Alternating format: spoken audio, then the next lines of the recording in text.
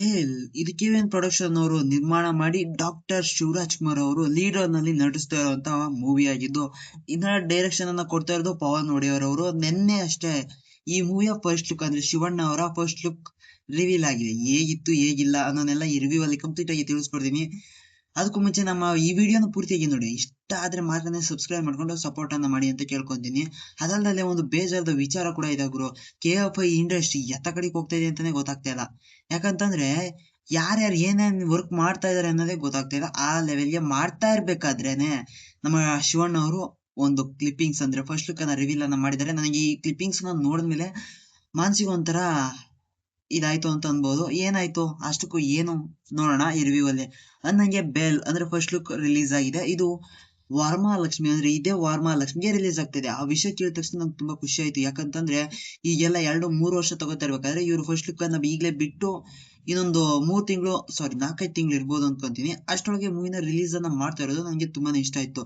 ಅಷ್ಟಕ್ಕೂ ಈ ಕ್ಲಿಪ್ಪಿಂಗ್ಸ್ ಅಲ್ಲಿ ಏನಿದೆ ಅಂತ ನೋಡ್ಬೇಡ. ನಂಗೆ ಮೊದಲಿಗೆ ಒಂದು ದೊಡ್ಡ ಸಿಟಿನ ತೋರಿಸ್ತಾರೆ. ಅಲ್ಲಿ ತುಂಬಾನೇ ವೆಹಿಕಲ್ ಗಳು ಓಡಾಡ್ತಾ ಇದಾವೆ. ಕಿಯೋ ಪೈ ಅಂತ ಒಂದು ಬಿಲ್ಡಿಂಗ್, ಆ ಬಿಲ್ಡಿಂಗ್ ಅನ್ನ ತೋರಿಸ್ತಾರೆ. ಆ ಬಿಲ್ಡಿಂಗ್ ಅಲ್ಲಿ ಸಿಕ್ಕಾಪಟ್ಟೆ ಮಳೆ ಬರ್ತಾ ಇದೆ. ಆ ಬಿಲ್ಡಿಂಗ್ ಅಂತ ಊರಿಗೆ ಮಳೆ ಬರ್ತಾ ಇದೆ. ಮಳೆಗೆ ಬರ್ತಾ ಇರ್ಬೇಕಾದ್ರೆ ಇದಕ್ಕಿದೆ ಒಂದ್ ಕಡೆ ಶಾರ್ಟ್ ಸರ್ಕ್ಯೂಟ್ ಆಗೋಗ್ಬಿಡುತ್ತೆ. ಹೋದ್ಮೇಲೆ ನಮ್ಮ ಡಾಕ್ಟರ್ ಶಿವಣ್ಣ ಅವರ ಎಂಟ್ರಿ.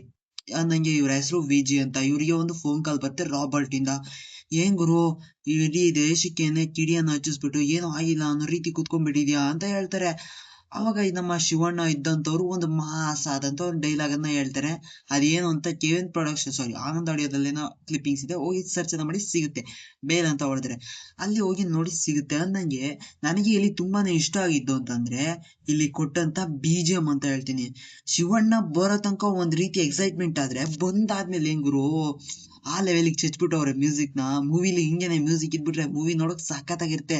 ಆ ಲುಕ್ ಶಿವಣ್ಣ ಅವ್ರ ಬರೀ ಕಣ್ಣಲ್ಲೇನೆ ಕೊಂದ್ಬಿಡ್ತಾರೆ. ಆ ಲೆವೆಲ್ಗೆ BGM ಅನ್ನ ಕೊಟ್ಬಿಟ್ಟಿದ್ದಾರೆ ನಮ್ಮ ಅಜನೀಶ್ ಲೋಕನಾಥ್ ಅವರು. ಸೂಪರ್ ಆಗಿದೆ ಗುರುವೆ, ಮ್ಯೂಸಿಕ್ ಮಾತ್ರ ಅದ್ಭುತವಾಗಿದೆ. ಇನ್ನು ನೆಕ್ಸ್ಟ್ ನಮ್ಮ ಶಿವಣ್ಣ ಅವರ ವಾಯ್ಸ್, ಆ ವಾಯ್ಸ್ ನ ಹಂಗೆ ಮೇಂಟೈನ್ ಮಾಡಿದ್ದಾರೆ. ಒಂದೇ ಒಂದ್ ಚೂರು ಕೂಡ ಬಿಟ್ಕೊಟ್ಟಿಲ್ಲ, ಸಖತ್ತಾಗಿ ಮೇಂಟೈನ್ ಮಾಡಿದ್ದಾರೆ. ಅವ್ರ ವಾಯ್ಸ್ ಐತೆ ಅಂತ ಯಾರು ಸಹ ಹೇಳೋಕ್ ಸಾಧ್ಯನೇ ಇಲ್ಲ. ಆ ಲೆವೆಲ್ಗೆ ಅದೊಂದು ವಾಯ್ಸ್ ಅನ್ನ ಇಟ್ಕೊಂಡಿದ್ದಾರೆ ಕೂಡ. ಅದಲ್ದಲೆ ಅವ್ರೊಬ್ಬ ನಡ್ಕೊಂಡು ಬಂದಿದ್ದು ಆ ಛತ್ರಿ ಹಿಡಿದಿದ್ದು ಮಳೆಯಲ್ಲಿ ತುಂಬಾನೇ ಚೆನ್ನಾಗಿತ್ತು. ನನಗಂತೂ ತುಂಬಾ ಚೆನ್ನಾಗಿ ಒಂದು ಇಂಪ್ರೆಷನ್ ಅನ್ನ ಕೊಡ್ತು. ತುಂಬಾನೇ ಚೆನ್ನಾಗಿತ್ತು ಅಂತ ಅನ್ಸ್ಬಿಡುತ್ತೆ ನಾವು ಕ್ಲಿಪ್ಪಿಂಗ್ಸ್ ಅನ್ನ ನೋಡ್ಬೇಕಾದ್ರೆ. ಮೂವಿಲು ಕೂಡ ಹಿಂಗೇನೆ ಇದ್ಬಿಟ್ರೆ ಸೂಪರ್ ಆಗಿರುತ್ತೆ ಮೂವಿ ಮಾತ್ರ. ಅನ್ನಂಗೆ ನನಗೆ ಇನ್ನೊಂದು ಬೇಜಾರದ ವಿಷಯ ಏನಪ್ಪಾ ಅಂತಂದ್ರೆ ಶಿವಣ್ಣ ಅವ್ರಿಗೆ ಅಷ್ಟು ವಯಸ್ಸಾಗಿನೇ ಆ ಲೆವೆಲ್ಗೆ ಮೂವಿನ ಮಾಡ್ತಾರೆ. ಅಂದ್ರೆ ವರ್ಷಕ್ಕಂತೂ 2 ಮೂವಿ ಅಂತೂ ಬಂದೇ ಬರ್ತವೆ ಇವರು. ಬಟ್ ಈಗಿನ ಯಂಗ್ಸ್ಟರ್ಸ್ ಗಳು ಏನಿದ್ದಾರೆ ಅವರು ವರ್ಷಕ್ಕೊಂದು ಹೋಗ್ಲಿ 2 ವರ್ಷಕ್ಕೂ ಅಲ್ಲಿಗೂ ಬರ್ತಾ ಇಲ್ಲ ಅಂದ್ರೆ ನಮ್ಮ KFI ಇಂಡಸ್ಟ್ರಿ ಕತೆ ಏನಾಗಬಹುದು ಗುರುವೆ. ಹ ಅಲ್ಲ, ಮುಂದೆ ಯಾವ ಪ್ರಾಜೆಕ್ಟ್ ಮಾಡ್ತಾ ಇದಾರೆ ಅನ್ನೋದೇ ಗೊತ್ತಾಗ್ತಾ ಇಲ್ಲ. ಆ ಲೆವೆಲ್ಗೆ ಒಂದು ಮಾಡ್ತಾ ಇದಾರೆ ಅಂತ ಅನಿಸ್ತಾ ಇದೆ. ಅದ್ರಲ್ಲೂ ಕೂಡ ಕೆಲವೊಬ್ಬೊಬ್ರಂತೂ ಹೇಳಂಗೆ ಇಲ್ಲ ಬಿಡಿ, ಆ ಲೆವೆಲ್ಗೆ ತಗೊಂಡೋಗಿ ನಿಲ್ಸ್ಕೊಂಡ್ಬಿಟ್ಟಿದ್ದಾರೆ. ಹೋಗ್ಲಿ ಬಿಡಿ. ನನಗೆ ಶಿವಣ್ಣ ಅವರು ನನಗೆ ಇದೊಂದು ಅಪ್ರಿಶಿಯೇಟ್, ತುಂಬಾನೇ ಚೆನ್ನಾಗಿ ಮಾಡ್ತಾ ಇದಾರೆ ಅಂತ.